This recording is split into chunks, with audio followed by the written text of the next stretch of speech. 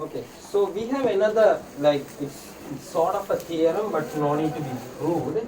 So if we have a vector space V, so vector space V and we have a basis B. So the number of vectors in basis is called the dimensions. Number of vectors in V is called the dimension. So which indirectly tells us you may find so many bases. Like for a vector space, the basis is not unique. So if you find two bases, the number of vectors in two bases will be the same. That's what this means. Like that's the constant called dimensions. This dimension will not change for basis to basis, and that's called the dimension. And if there is another, so that's all about like dealing with vectors, and we'll now move on to matrices. Like matrices are also like, since matrices also be a part of a vector space, so these are matrices also can be told as a vectors here. So let's move on to some sort of matrix calculations here. And in matrix, let's say A is a matrix of A11, A12 up to A1, to A21 up to N1 up to A. So this is a matrix we have, and in this matrix we can have row vectors, column vectors,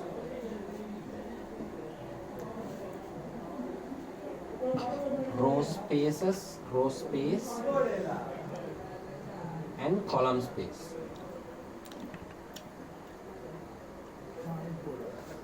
So row vectors means all the rows, like taking out each and every row specifically, like A1, A2 up to A, and this row is a row vector, and A21, A22, A23, like this row is a row vector. At the same time, column vectors is like separate, taking out columns separately, and these are called the column vectors. That's obvious a bit.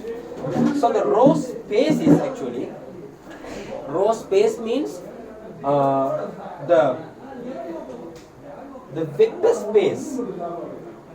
space which is spanned by row vectors. Like we have the row vectors, and the vector space which is spanned by the row vectors is called a row space. And at the same time, column space means the vector space which is spanned by the column vectors. And that's what row space and column space is all about. And we have some theorems and like a bit of operations to do with row space, column space, and finding the basis for row space and column space. And let's do that now. So we can do row operations on a matrix. Like say for example, A equal 1, 5, 3, 2, 3, 1, 4, 1, 4. If this is a matrix, we can do row operations on this. Like row operations mean, we all know that row operation mean converting this into a row echelon form. Like a process of converting this into a row echelon form. So the row operation means like we can subtract one row from another, and like we can scalar multiply one row with a scalar. So those are row operations, and we can reduce that to a row echelon form. What the theorem states is, elementary row operations do not change the row space of a matrix. Elementary row operations do not change the row space. So we have, so this particularly this matrix have three row vectors like 1, 5, 3, 2, 3, 1 and 4, 1, 4. What this theorem states is, whatever you do row operation, like whatever the row operations you do, the row space, like the space spanned by these three rows will not change. That's the theorem it says, but that's not the case for the column space. Like column space is like, column is like 1, 2, 4, 5, 3, 1, 3, 1, 4, that will change. That may change along with the row operation, but elementary row operation do not change the row space. That's the theorem up to now.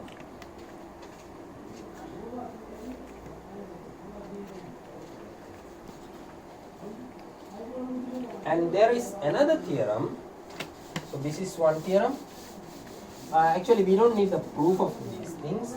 There is another theorem which says, so if you find a row echelon form, like for example, of row echelon form as given in the slide itself, I may write A equals 1 minus 2, 5, 0, 3, and 0, 1, 3, 0, 0, 0, 0, 0, 1, 0, 0, 0, 0, 0, 0. So this is a matrix given in the slide, in the note. The theorem states, when a matrix is in the row echelon form, if a matrix in the row echelon form, actually this is in the row echelon form, as we say, like the row echelon form conditions are satisfied, like leading ones are in some places. So what does the theorem says is, the basis, so this has this has row space, like this matrix particular has row vectors and column vectors, and at the same time this matrix have row spaces and column spaces. The row spaces, like the basis of the row space is row vectors with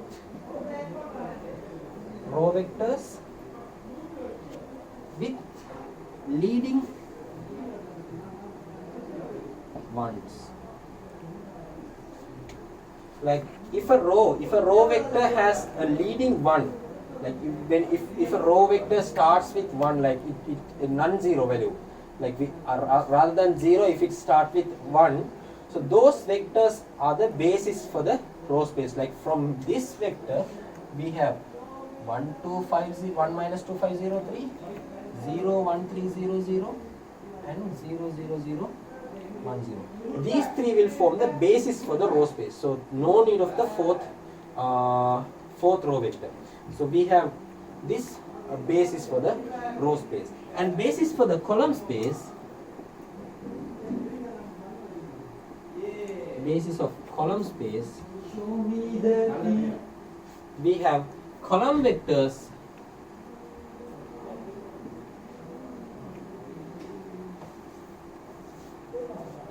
with leading ones in the row.